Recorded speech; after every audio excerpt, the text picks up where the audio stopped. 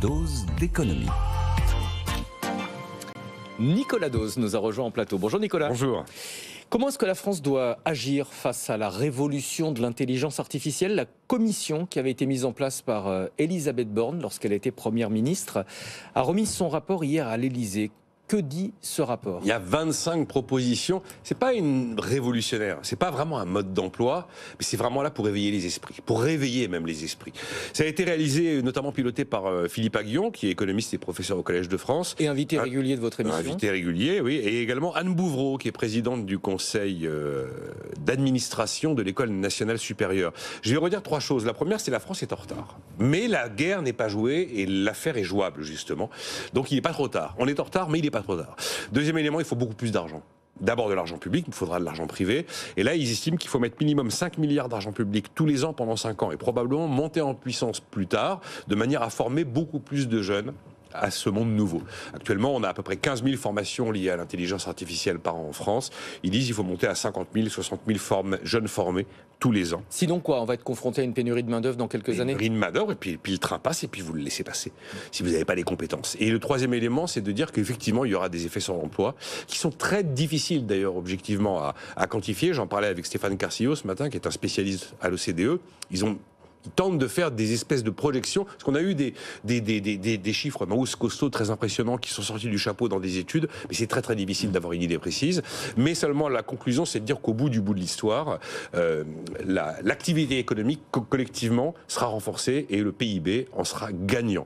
En fait, l'idée, c'est, on a souvent dit les robots tuent nos boulots. Vous regardez les pays les plus robotisés aujourd'hui, c'est ceux qui ont le taux de chômage le plus bas. Et Philippe Aghion a une formule qui est assez bonne, je trouve. Il dit voilà, l'intelligence artificielle, c'est un cheval fougueux. Alors un cheval fougueux, ça peut vous amener dans le mur, ou alors ça peut vous conduire très loin si vous savez le dompter. Et c'est vraiment ça l'idée qu'il faut retenir. Est-ce que c'est crédible, Nicolas, d'imaginer que la France puisse devenir un champion mondial de l'intelligence artificielle? Souvent, quand on pose la question, on nous parle de Mistral, des licornes françaises. Alors, si on se dit que de toute façon on n'y arrivera pas, et si on part du principe que non, c'est pas crédible, dans ces cas-là, on va se coucher. Je rappelle quand même que la matière grise française est la plus puissante du monde. C'est un Français qui invente le protocole TCP/IP, qui va donner naissance à Internet. C'est un Français, un Nobel, qui a inventé le disque dur. C'est un Français qui a mis en place l'iPhone d'Apple en 2007 et qui également a mis en place le système d'exploitation iOS. Alors, on peut considérer que l'Europe et la France, on a un peu raté le téléphone mobile, on a raté les réseaux sociaux. On peut se dire qu'on a peut-être une chance de ne pas rater l'intelligence artificielle. Et on avait le Minitel. Oui.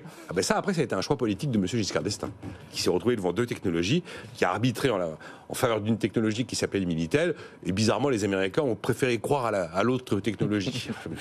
Ils ont eu un peu de nez.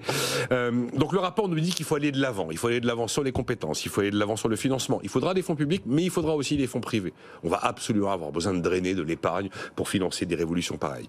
Il faudra beaucoup de puissance de calcul, des infrastructures, un accès aux données tout en respectant bien sûr la vie privée, une gouvernance de l'intelligence artificielle. Ils imaginent même une gouvernance mondiale de l'intelligence artificielle. Enfin voilà globalement l'état d'esprit du rapport qui a été remis à l'Élysée hier. Je viens de poser la question à ChatGPT. La France peut-elle devenir championne de l'intelligence artificielle? La réponse, la France a certainement le potentiel de devenir un leader en intelligence artificielle. Elle a un écosystème dynamique de recherche, d'entreprises innovantes et d'initiatives gouvernementales, etc., etc. La conclusion, la France pourrait certainement figurer parmi les champions mondiaux de l'IA. Moi j'ai demandé aussi à l'IA comment est-ce qu'on réussit la révolution de l'intelligence artificielle. J'ai demandé ça à ChatGPT. Écoutez, les réponses, c'est investissement, collaboration publique-privée, tiens, ça ressemble pas mal à ce que dit Philippe Aghion. La formation, ça ressemble pas mal à ce que dit Philippe Aghion. Éthique et protection des données et acceptation sociale. Est-ce qu'on est sûr que Philippe Aghion n'a pas utilisé l'intelligence artificielle pour faire son rapport? La question, Nicolas, c'est de savoir ce que ces préconisations en fait vont devenir. Alors c'est toujours le même sujet. Là vraiment c'est pour éveiller les consciences. Après les choix politiques et la vision politique, ça appartient aux politiques. Vous savez, les économistes, ils sont là pour dire aux politiques, si vous faites tel choix, vous aurez tel effet. À la limite positif ou tel effet négatif. Mais après, il y a un arbitrage qui est politique. La certitude, c'est que si on fait rien, le cheval fougueux, il continue sa course. Et puis, de la même manière qu'on regarde les GAFAM depuis l'Europe un peu désespérés parce qu'on n'a aucun champion dans le numérique qui est européen, même français ou européen, ce sera exactement la même chose. L'évidence, c'est que le cheval est lancé. L'évidence, c'est que le truc arrive. C'est incontrôlable, c'est indiscutable, ça n'est pas négociable. Donc, l'intérêt de ces travaux, c'est de dire, on n'échappe pas à cette révolution technologique, donc à nous de ne pas la rater. Merci beaucoup. Nicolas Dose, tous les jours dans Tout pour investir, chaque matin sur notre antenne entre 9h et 10h et tous les matins pour les leftos sur BFM TV à partir de 6h25.